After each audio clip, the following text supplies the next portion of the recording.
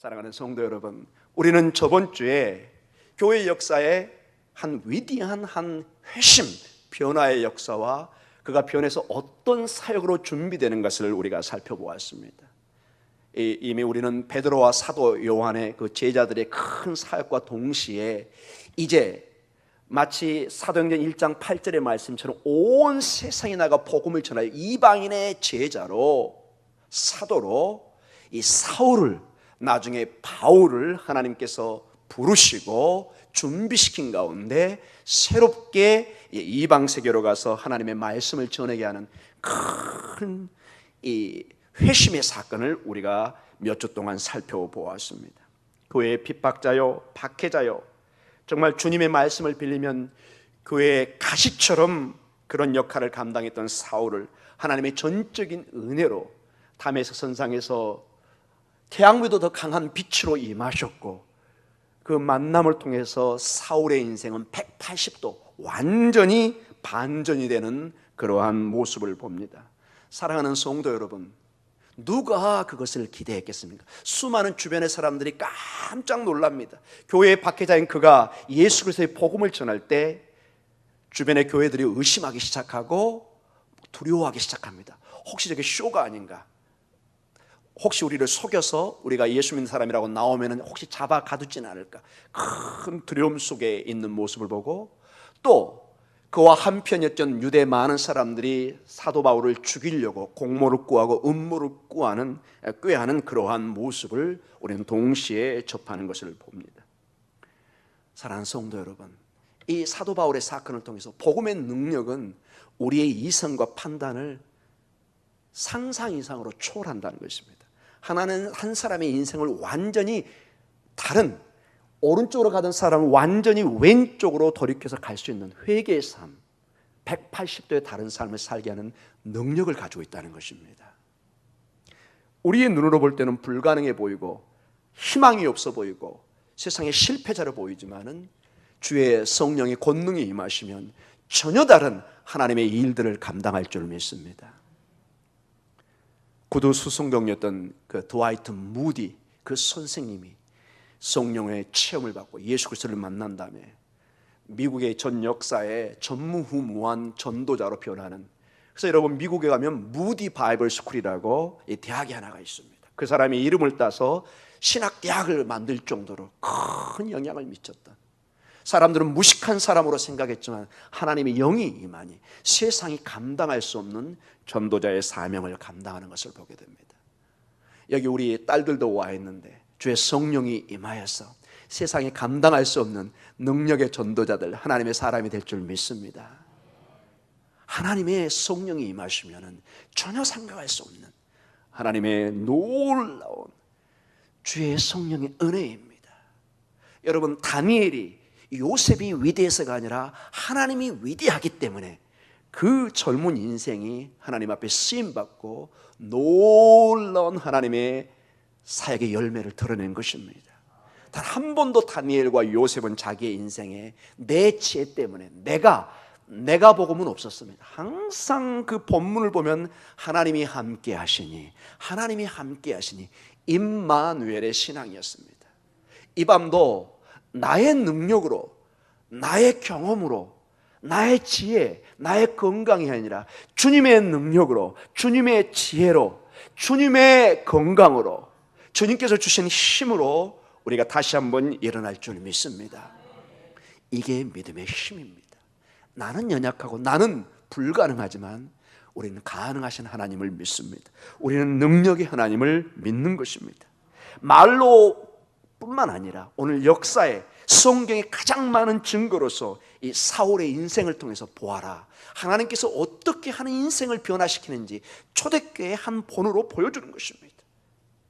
교회의 가장 가신 박해자인 그가 교회의 가장 위대한 하나님의 선지자로, 하나님의 사도로 변하는 것을 하나님의 능력 가운데 보여주고 있습니다.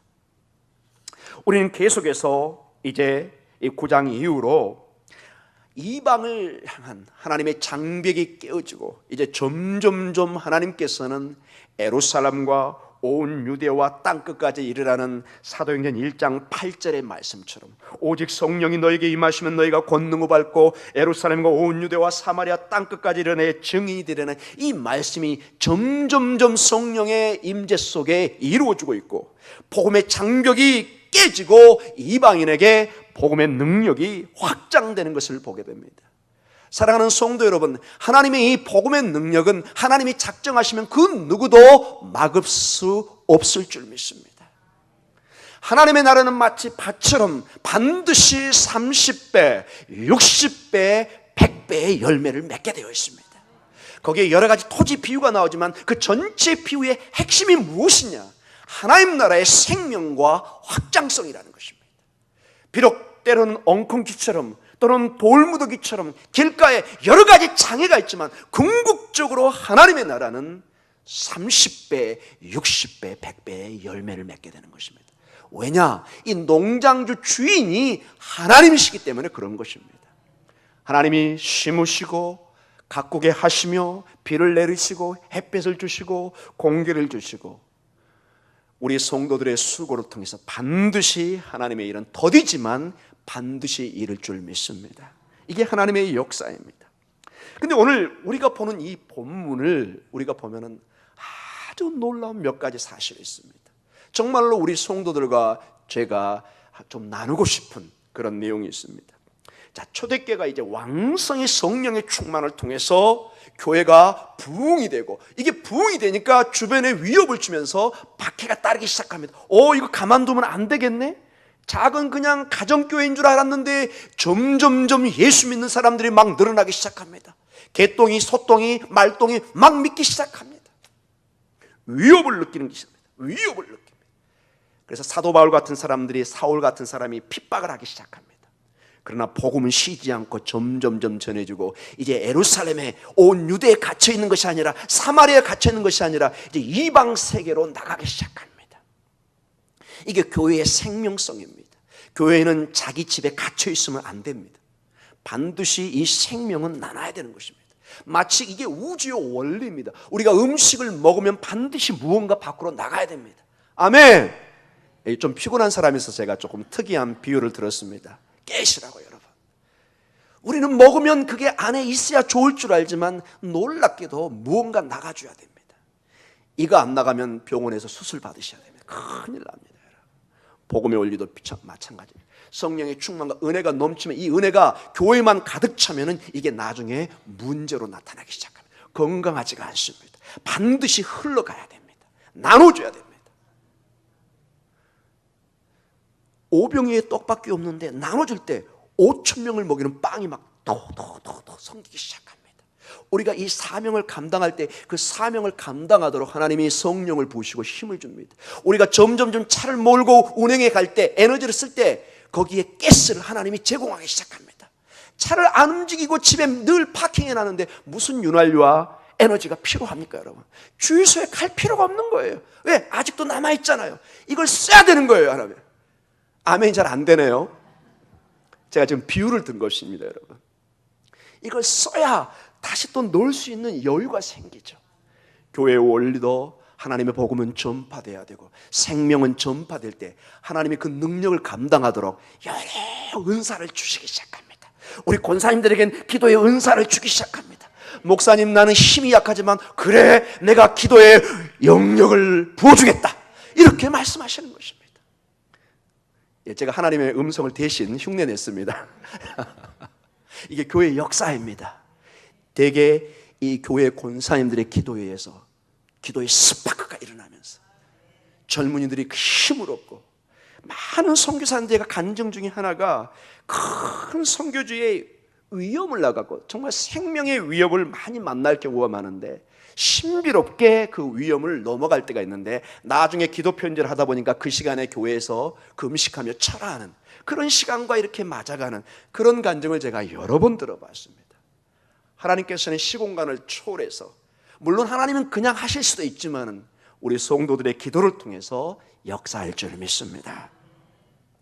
자, 오늘 본문을 통해서 교회의 선교와 부흥이 일어나며 하나님의 일들이 일어나는데, 자, 우리는 언뜻 초점이 베드로와 사도 요한, 사도 바울, 이렇게 큰 인물들, 교회 담임 목사, 그분만 하나님의 일을 한 것처럼 이렇게 비춰질 때가 있습니다. No. 이 교회를 이끌어가는 수많은 숨은 손길들, 겉에는 보이지 않지만 남들이 보지 않는 가운데 교회에 수많은 수고의 손길들, 수많은 기도의 목소리들, 하나님 앞에 간구의 소리가 있을 때 이 교회가 건강하게 충만하게 은혜 가운데 일어날 줄 믿습니다. 그 수고의 손길과 기도가 있기 때문에 목사님들이, 선교사님들이, 사도 바울이나 베드로나 요한이 이 일을 할 수 있습니다. 이건 제 얘기가 아니라 오늘 본문을 통해서 충분히 우리가 그 내용을 유추해낼 수가 있습니다. 그래서 오늘 이 설교는 특별히 여러분과 저와 같은, 저를 좀 빼겠습니다.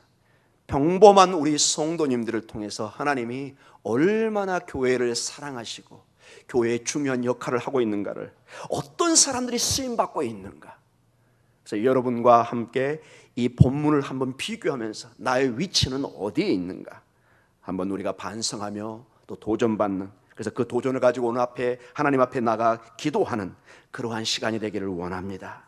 바라기는 여러분의 삶에도 자꾸 의미 없는 미미해 보이는 인생처럼 보이지만 이 평범한 우리의 삶을 통해서 하나님의 놀라운 일들을 한다는 것이 오늘 본문에서 제시하고 있습니다. 미미해 보이는, 사소해 보이는, 아무도 눈여겨 보이지 않는, 그저 지나가면서 그저 수고하시네요, 권사님 집사님 수고하시네, 이 말 한마디밖에 들을 수 없는, 때로는 이 말 한마디도 들을 수 없는 그러한 순간이지만은 하나님은 불꽃 같은 눈으로 그것을 보고 있다는 것입니다. 그것을 하나님이 보고 놀랍게도 아주 평범한 사람의 이름이 오늘 이 중요한 성경책에 기록되어 있습니다. 수많은 위대한 사람들이 있지만은 대부분은 하나님의 말씀에 다 빠져 있습니다. 우린 잘 모릅니다. 특별한 사람 외에는. 그런데 오늘 여기에 몇 사람의 이름이 나옵니다. 근데 그 사람들이 누구냐? 지극히 평범한 사람들입니다. 여러분 점점 궁금해지죠? 이미 읽었지만 이 궁금증을 가지고 한번 이 본문을 보도록 하겠습니다. 자, 오늘 사도행전 9장 32절과 35절을 이제 같이 읽는데요. 이제 사도 바울, 즉 사울 중심의 사건, 그분의 회심과 그분의 사역의 준비 과정이 이제 잠깐 중단시키고 이제 베드로의 사역으로 초점을 맞춰갑니다. 그 이유가 있습니다. 왜 그러는지. 베드로를 중심으로 오늘 사건들이 형성되기 시작합니다.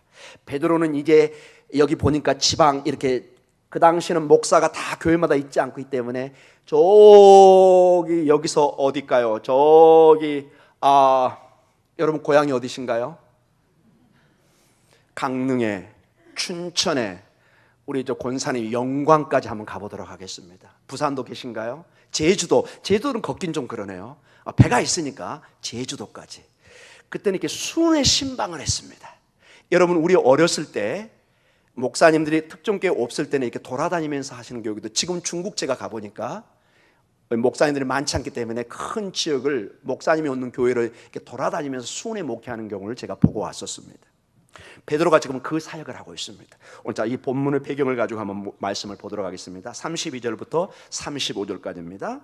그때 베드로가 같이 읽습니다. 사방으로 두루 다니다가 룻다에 사는 성도들에게 내려갔더니 거기서 애니아라 하는 사람을 만나매 그는 중풍병을 침상에 누운 지 8회라. 베드로가 이르되 애니아야, 예수 그리스도께서 너를 낫게 하시니 일어나 내 자리를 정돈하라 한데 곧 일어나니 룻다와 샤론에 사는 사람들이 다 그를 보고 주께로 돌아오니라. 자, 이 사건 하나가 있습니다. 이 지역은 룻다라는 곳입니다. 샤론 지역인데 지금의 지중해 해안 지역입니다.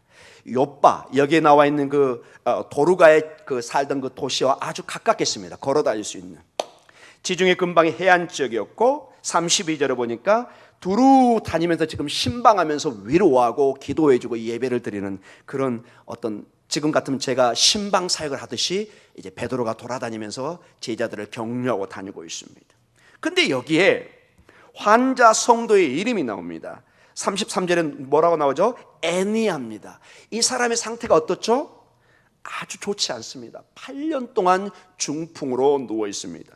33절에 거기서 애니아라는 사람을 만나며 그는 중풍병으로 침상에 누운 지 몇 해죠? 8해라. 33절에 상황이 몹시 힘듭니다. 지금도 여러분 중풍으로 이미 쓰러진 사람 병원에서 치료하기 매우 힘들다는 것은 21세기 현대 과학도 그런데 2000년 전에는 얼마나 힘들었겠습니까? 그저 누워있다가 때가 되면 그냥 죽는 것입니다. 거의 낫기가 힘든 것이죠. 우리가 잘 알고 있는 병입니다.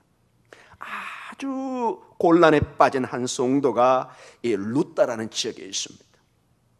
그런데 베드로가 신방 가운데 이 환우를 낫게 하십니다. 우리 34절 볼까요?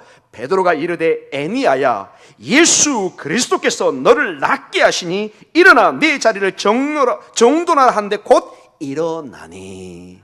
할렐루야. 근데 여기서 특이한 게 뭐냐? 베드로의 이 말을 주목하셔야 됩니다.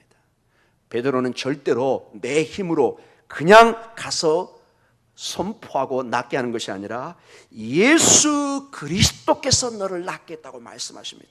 모든 그의 설교의 초점이, 사역의 초점이 예수 그리스도의 초점에 맞춰져 있습니다. 이건 중요한 문제이기 때문에 좀 더 결론에 가서 좀 강조하겠습니다. 우리 교회가 앞으로 모든 사역의 중심이, 방향이 어떤 초점을 맞춰야 하는가 명확하게 해서 보여주는 것입니다. 왜냐하면 많은 교회가 이 목사님들이 잘못 착각하면 교회가 부흥하고 큰 일이 일어나면 이 담임 목사가 자기 스스로가 능력이 있어서 그분이 한때 꼭 기도 받아야 된다는 사람 많죠. 그 목사님에게 좋은 일이 있지는 모르지만 굉장히 위험한 내용입니다. 여러분 목사가 무슨 신령한 능력이 있어가지고 무슨 막 낫게 하고 No! 주님이 신령하신 것입니다. 목사는, 우리 성도는 도구일 뿐입니다. 착각하면 안 됩니다. 단 한 번도 베드로나 사도 바울이 자기의 이름으로 병을 낫게 하고 복음을 전한 단 한 번도 없습니다. 많은 교회들이, 목사들이 그런 일을 잘못하다가 다 이단으로 빠지고, 큰 이단의 대표적인 사람들이 다 옛날에 유명한 목사요, 교회에서 신유 역사를 했던 사람인 것을 우리가 역사 가운데 너무나 잘 알고 있습니다. 굉장히 위험하다는 것입니다. 예수 외에 그 어떤 것도 앞설 때는 교회는 타락으로, 이단으로, 우상으로, 어둠의 세력으로 잡혀가는 것을 보게 됩니다. 마귀가 가장 좋아하는 방법이겠죠.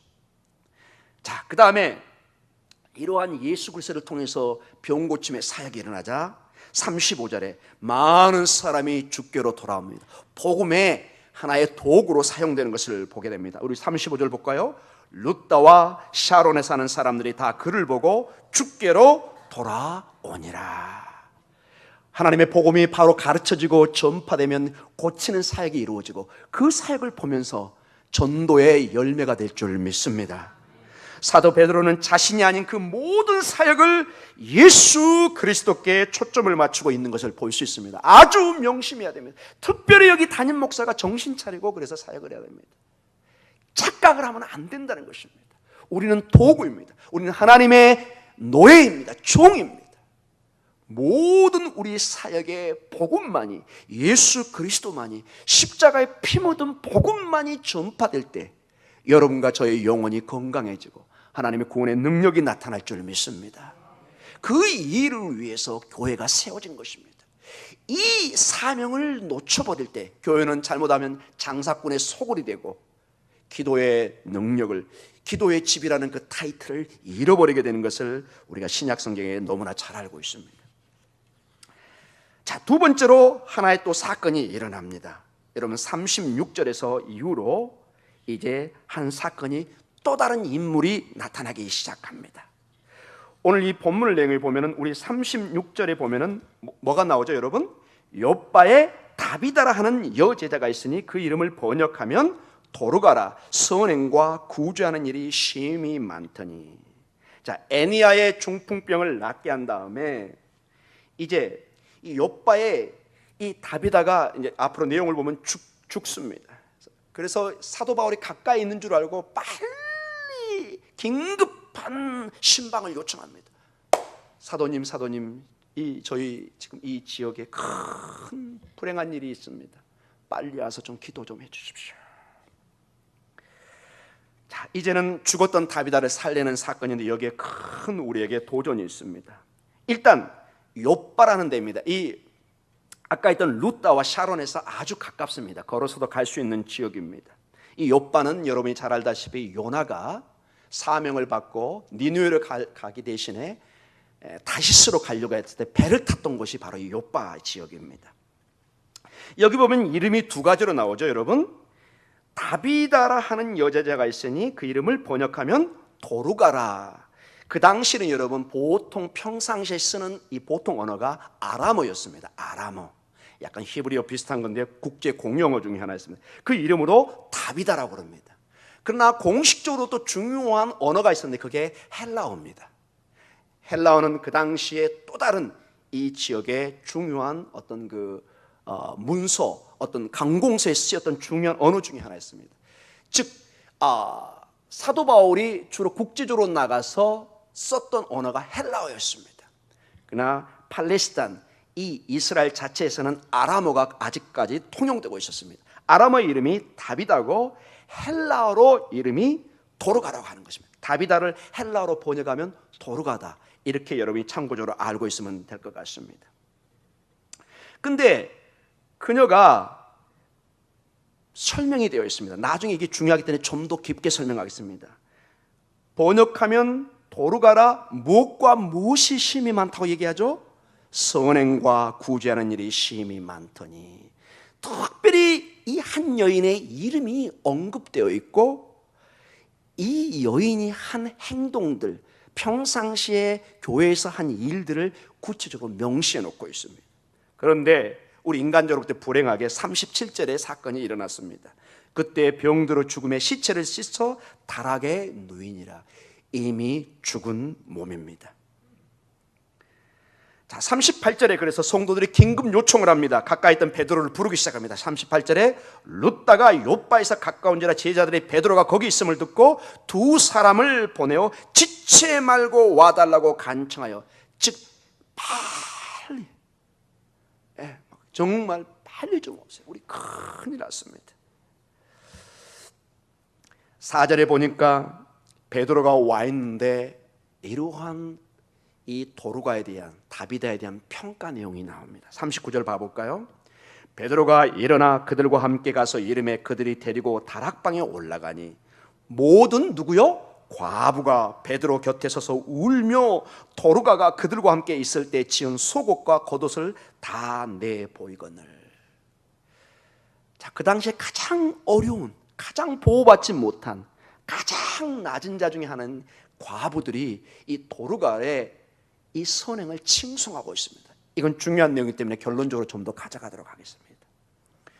그리고 베드로가 다시 예수님의 방법으로 이 도루가를, 다비다를 살리는 모습을 봅니다. 우리 40절 같이 읽어볼까요? 베드로가 사람을 내보내고 무릎을 꿇고 기도하고 돌이켜 시체를 향하여 이르되 다비다야 일어나라 하니 그가 눈을 떠 베드로를 보고 일어나 앉은지라. 41절 베드로가 손을 내밀어 일으키고 성도들과 과부들을 불러들여 그가 살아난 것을 보이니. 자, 여기서 보면은 40절에 다비다야 일어나라 하는 전형적인 표현을 씁니다. 여러분, 일어나라 누구의 말과 유사하죠? 예수님께서 마가복음 5장 41절에 회당장 딸에게 달리다굼, 이 말과 동일합니다. 아람어로 달리다굼, 이 뜻이 뭐라고 그러죠? 소녀야 일어나라. 즉 지금 베드로는 윗절에 예수님의 이름처럼 이렇게 이름은 안 불렀지만 동일하게 예수님의 방법으로 지금 치료하고 하나님의 예수님의 그 능력으로 이 치료가 이루어진 것을 의도적으로 표현해 주고 있는 것입니다. 누가 작가는, 이 글을 쓴 누가는 이걸 읽는 성도들이 금방 깨닫게 합니다. 예수님의 말과 동일하네. 예수님께서도 그 회당장의 딸을 달리다굼, 소녀야 일어나라, 이렇게 세웠는데 베드로도 동일하게 다비다야 일어나라. 그러니 즉시 일어나기 시작합니다. 복음의 능력은 이렇게 역사할 줄 믿습니다. 우리는 알지 못하지만 하나님의 방법, 하나님의 때 이런 생명의 역사가 있습니다. 그리고 42절에 동일하게 에니야의 사건처럼 사람들이 믿기 시작합니다. 42절 한번 볼까요? 온 욥바 사람이 알고 많은 사람이 주를 믿더라.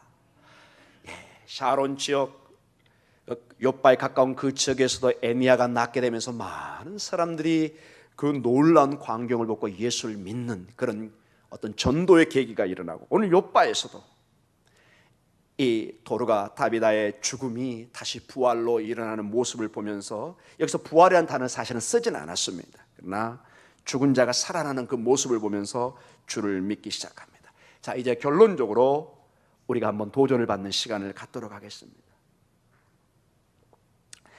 짧은 내용이지만 저는 두 가지 정도를 가지고 이 시간에 기도의 제목으로 좀 삼을 내용을 함께 나누도록 하겠습니다. 제가 서두에도 말씀드렸지만 초대교회, 특별히 이 사도 바울의 사역을, 그리고 베드로의 사역을 중심으로 보면 모든 것이 예수 그리스도에 초점이 있다는 것입니다. 매우 중요한 내용입니다. 사도 바울과 제자들은 단 한 번도 자신의 이름과 힘으로 병을 고치거나 사역을 해가지 않습니다. 항상 예수의 이름입니다. 복음입니다. 복음.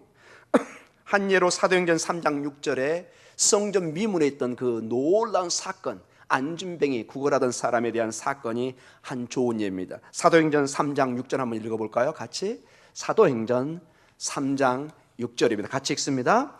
베드로가 이르되 은과 금은 내게 없거니와 내게 있는 이것을 내게 주노니 나사렛 예수 그리스도의 이름으로 일어나 걸으라 하고. 아멘.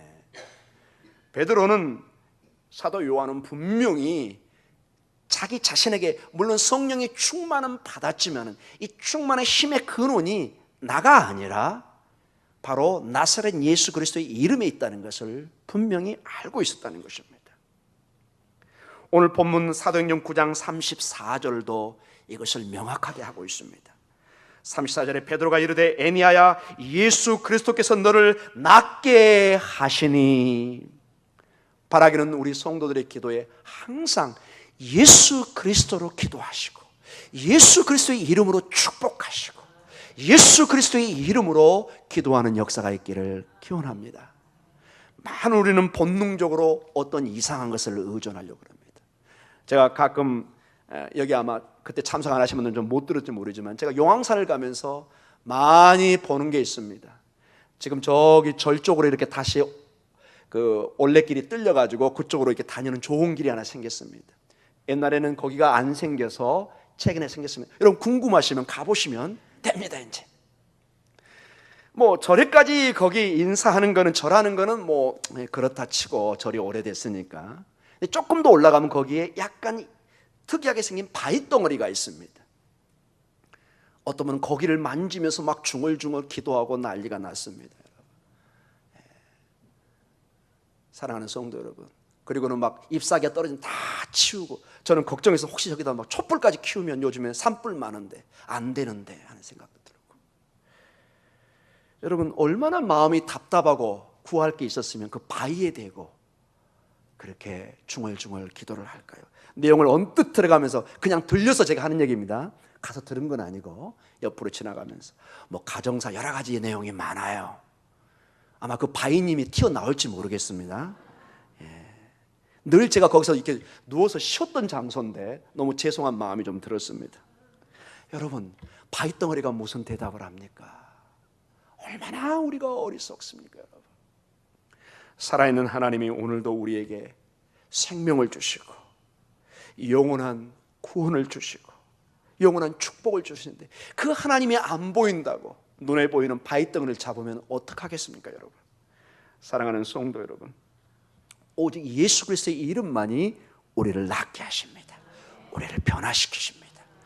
그 이름이 하나님의 비밀이요, 그 이름이 우리의 생명입니다. 참으로 놀랍습니다. 우리 여기 젊은 우리 딸들, 아마 믿음이 여기가 좋으니까 여기까지 나왔겠지만 많은 젊은이들이 이런 얘기하면 콧방귀 낍니다. 저걸 나한테 믿으라고. 아이고야. 근데 여러분 봐보세요. 2000년의 기독교 역사에 그 이름은 지금도 살아있습니다. 저는 그 젊은이들에게 과감히 도전하고 싶습니다. 얘야, 내가 바보가 아니다. 내가 공부를 했으면 너보다 더 했다. 내가 절대로 바보가 아니다. 수천 년 동안 그 많은 사람이 이 이름을 놓고 기도하고 이 교회의 역사를 보면 여러분 우리 인간은 생각보다 똑똑합니다. 물론 하나님보다는 못하지만 절대로 바보짓 안 합니다, 여러분. 물론 바보짓도 많이 하지만 이 신앙이 거짓말이고 증명된 게 아니면 절대로 오래가지 못합니다. 여러분, 이단이 오래간 케이스는 거의 없습니다. 다 사라집니다. 다. 왜? 이단은 궁극적으로 힘을 가지고 있지 못합니다. 진리만이 영원히 서 있는 것입니다. 모든 것이 푸른 마르고 꽃은 지지만 여호와의 말씀만이 견고히 설 줄 믿습니다. 여호와의 이름만, 예수 그리스도의 그 이름이 오늘도 우리에게 생명으로 와닿습니다. 자, 시간이 좀 갔는데요, 마지막으로 좀 제가 나누고 싶은 게 오늘 설교의 핵심 중에 하나입니다. 초대교회는 연약한 성도들을 중심으로 교회와 선교사의 중요한 일을 감당했다는 것입니다. 꼭 우리는 위대한 사람만 생각합니다. 정말로 깊이 들어가면은 정말로 연약한 사람들. 오늘 여기 본문에 보니까 과부란 단어가 2번씩이나 반복됩니다. 과부를 중심으로 다비다도 과부였을 가능성이 아주 높습니다. 이 연약한 자를 중심으로 교회가 이 큰 에너지를 이 사람들의 헌신과 기도로 이루어지겠다는 한 중요한 증거가 이 본문에 나와 있습니다. 자, 오늘 36절을 한번 같이 보도록 하겠습니다. 이거는 본문이 중요하니 같이 읽도록 하겠습니다. 여러분 한번 어깨를 좀 필까요? 예, 이 시간 좀 힘들죠? 좀 힘들고 다비다를 생각하면서 내 이름도 다비다처럼 영원한 생명체에 올라갈 수 있도록 한번 힘을 내시기 바랍니다. 36절 한번 읽도록 하겠습니다. 시작. 욥바에 다비다라 하는 여자가 있으니 그 이름을 번역하면 도르가라. 선행과 구제하는 일이 심히 많더니. 자, 욥바의 베드로 이름까지는 좋은데 다비다라는 이름이 언급이 되어 있습니다. 여러분, 얼마나 수많은 중요한 사람이 많았겠습니까? 얼마나 많은 사람이 하나님의 일들을 했겠습니까? 근데 여기에 이름이 기록되어 있습니다. 이건 보통 문제가 아닙니다. 여러분, 성경에 보면, 복음서에 보면은 주의 말씀을 다 쓰려면 바닷물을 먹물 삼고 하늘을 두루마기 해서도 다 쓸 수가 없어요. 아주 중요한 내용만 여기다 넣어놓은 거예요. 근데 특정한 사람의 이름이 기록되어 있어요. 명확하게. 여러분의 이름도 명확하게 기록될 줄 믿습니다. 근데 이 사람이 과부를 하는 것은 누구? 아주 평범한 사람이에요. 근데 이 사람이 하반부 보니까 선행과 구제하는 일이 심히 많더니. 좀 어려운 얘기 좀 깊이는 안 들어갔습니다. 더 여러분이 또 힘들어할 줄 모르니까. 이게 문법적으로 미완료 시제라는 것만 알려주고 제가 얘기는 더 이상 하지 않겠습니다. 이게 무슨 뜻이냐? 어떤 일이 지속적으로 습관적으로 계속되고 있다는 것입니다. 여기서 선행과 구제하는 일이 한두 번이 아니라는 것입니다. 이 다비다는 지속적으로 계속적으로 습관적으로 선행과 구제를 하고 있었다는 것입니다. 한두 번 하고 생생낸 것이 아니라 그저 남이 알든 모르든 지속적으로 늘 형편이 생기면 교회를 위해서 선행과 구제를 했습니다. 어떻게 선행과 구제를 했냐? 한 증거가 나옵니다. 어디 있을까요, 여러분? 39절입니다. 39절을 한번 같이 읽도록 하겠습니다. 시작. 베드로가 일어나 그들과 함께 가서 이르매 그들이 데리고 다락방에 올라가니 모든 가부가 베드로 곁에 서서 울며 도르가가 그들과 함께 있을 때 지은 속옷과 겉옷을 다 내보이거늘. 여러분, 이게 본문에 나왔지만 이게요 사실은 쉬운 게 아니에요. 베드로는 남자입니다, 여러분. 옛날에 여성들이 뭐 속옷을 보이고 뭐 가당치도 않은 얘기입니다. 근데 여러분, 얼마나 도르가가 이 다비다가 평상시에 뜨개질, 바느질 같은 걸 해가지고 속옷과 겉옷을 만들어서 이 가부들에게 준 거예요. 근데 이 선행과 이 착한 사람이 죽은 거예요. 그러니 이 과부들이 울며 불면서 사도님 이 집사님이 이렇게 이렇게 우리에게 헌신하고 도와줬습니다. 내 속옷 좀 봐보세요. 여기. 여러분, 저한테는 그런 거 보여주지 마시기 바랍니다. 속옷과 겉옷을 다 보내줍니다. 제가 이 본문을 보는데 이게 보통 문제가 아니에요. 얼마나 도르가의 선행과 구제가 감사했던지 사도한테, 아마 이 사도는 남자가 아니라 아마 의사 선생님처럼 보이는 거죠. 부끄럽지 않는, 다 보여줬어요. 이렇게 우리에게 선행과 구제를 했습니다. 그래서 어떤 학자는 이 본문을 이렇게 해석하는 걸 보았습니다. 과부들처럼 인생의 큰 슬픔을 지고 사는 이 사람들이 교회에서 지원을 받는 것만이 아니라 교회에 중요한 기여를 하는 사람들로 인식되고 있는 이 과정을 보면 가슴이 아려온다. 여러분, 사도행전 8장에 이미 우리가 보았죠. 헬라파와 유대파 과부들 문제 때문에 막 다툽니다. 왜? 교회가 이 돕는 문제가 쉬운 게 아니잖아요, 여러분. 막 교회는 부흥되고 도와줄 사람은 많이 생기고 쉬운 문제가 아닌데, 이 과부들이 도움만 받을 뿐만 아니라 동시에 교회의 기도의 용사들로 같이 돕는 사람으로. 그래서 여기 이 해석자는 계속 이렇게 나갑니다. 바늘질과 뜨개질을 통해서 공동체의 필요를 두루 돌보는 이 일을 절대로 하찮게 여겨서는 안 된다. 여러분, 굳이 속옷과 겉옷이란 단어를 굳이 적어놨습니다. 도르가란 이름을 적어놨고 과부들이 여기 나오는 이름은 안 적어놨습니다. 그러나 그들의 속옷과 겉옷이란 단어는 특별히 올려놨어요. 이걸 다 여러분, 이게 왜 중요할까요, 여러분? 지금은 다 이 속옷과 겉옷을 제가 거의 99% 확신합니다. 다 공장에 있는 걸 가게에서 사오는 겁니다. 맞죠? 우리 권사님 뜨개질 안 하죠, 그거? 2000년 전에 어떻게 했을까요? 퀴즈입니다, 여러분. 공장에서 사왔을까요? 여기 목동 여기 가서 마켓 사온 거 아닌가요? 여러분, 2000년 전에는 다 손으로 만든 겁니다. 물질하고 밭질하고 다 손으로 해가지고. 이 정성이 보통이 아닙니다, 여러분. 그래서 이 학자는 이렇게 해석합니다. 바느질과 뜨개질, 아무도 알아오지 않은 그 작은 일이지만 이 일을 절대로 교회는 하찮게 여겨서는 안 된다. 이게 여러분, 이 초대교회 그 중요한 내용이 있는데 여기에 적어놨어요, 성경에. 그리고 여러분과 제가 읽고 이거를 논하라고 얘기를 하고 있습니다. 우리는 평범해 보이는 사람이 하나님께도 평범한 것은 아니라는 사실을 반드시 놓쳐서는 안 됩니다. 사람들에게는 평범해 보입니다. 도르가와 평범한 한 과부입니다. 눈에 잘 띄지도 않습니다. 그러나 하나님의 눈에는 많은 어려운 사람들을 돕는 하나님의 손 역할을 한 겁니다. 하나님이 직접 와서 만나러 줄 수도 있지만 도르가라는 이 한 여인을 통해서 많은 사람들이 도움을 받도록 이렇게 도르가가 하나님의 손발 역할을 하고 있는 거죠.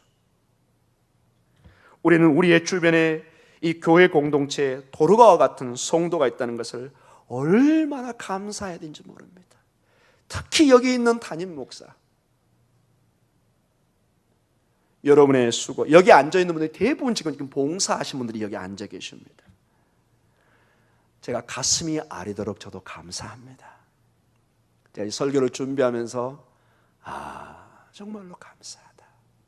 부족한 종, 아직 경험도 부족하고 진짜 세상 말로 도서관에서 공부만 하다가 온 사람을 여러분이 이렇게 받아주시고 부족에도 격려해주고 함께 기도하고 어려운 일일 때 함께 손과 발과 얼마나 감사합니까? 근데 이게 사실은 저를 위한 게 아니라 결국 누구를 위한 거죠? 하나님의 교회와 하나님의 사역을 위해서. 근데 그것을 보는 저와 주변의 사람도 이렇게 기뻐하는데 하나님은 오죽할까요, 여러분? 아멘. 하나님은 정말로 마음에 기뻐할 줄 믿습니다. 이 평범한 도르가가 성경에 기록될 때는 큰 그래서 뜻이 있는 것입니다. 평범을 우습게 생각하지 말라는 것입니다.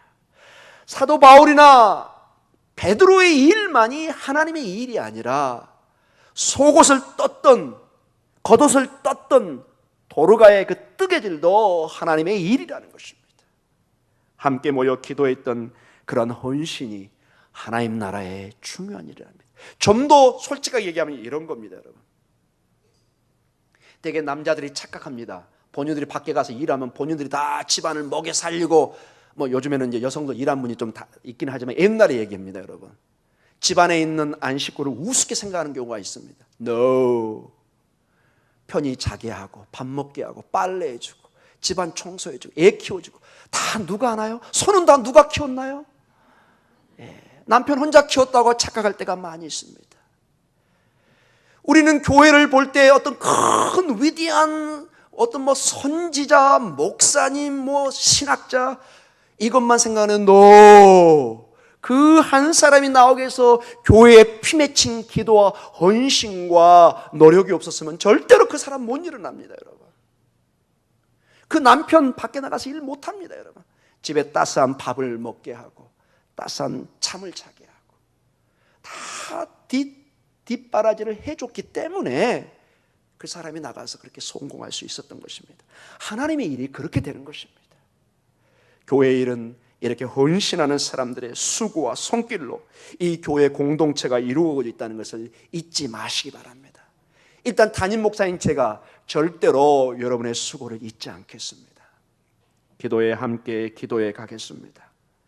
우리는 언뜻 사도행전에서 사도 베드로나 사도 요한, 사도 바울과 같은 위대한 인물에 초점을 맞출 때가 많습니다. 물론 중요합니다. 그분들을 통해서 하나님이 일해갑니다. 그러나 또한 잊지 말아야 될 것은 이 위대한 사역 뒤에 평범한 우리 성도들의 뒷바라지와 손길과 헌신이 있다는 것을, 오늘 본문처럼 과부들과 성도들의 헌신과 기도가 있다는 것을 잊지 말아야 할 것입니다. 사랑하는 성도 여러분, 이제 기도하는 시간을 갖도록 하겠습니다. 이 본문을 통해서 우리가 깨닫는 것은 지금 우리의 이 평범한 기도, 평범한 우리의 사랑, 격려, 우리의 위로, 그 모든 것이 하나님 앞에 다 계산되고 있다는 것입니다. 이 모든 것이 하나님의 교회에 너무너무 소중한 것입니다. 자, 크게 두 가지로 이 밤에 기도하기를 원합니다. 첫째, 제 설교의 핵심이, 베드로의 모든 그의 사역과 신방의 핵심이 예수 그리스도의 이름으로 신방하고 치료하고 회복시키는 역할을 했습니다. 우리의 기도의 첫 제목은 예수 그리스도의 이름의 능력을 얻는 것입니다. 이 밤에 여러분 지치고 상한 심령, 이 밤에 답답한 심령, 이 밤에 정말 주님 앞에 간구하고 있던 이 모든 심령 속에 예수 그리스도의 이름으로 하나님 앞에 기도하며 나아가는 그런 시간이 될 수 있도록 우리 이 시간에 주의 이름 크게 한번 부르면서 여러분의 기도의 제목을, 여러분의 모든 바람을 예수의 이름 앞에 내어놓고 기도하는 시간을 갖도록 하겠습니다.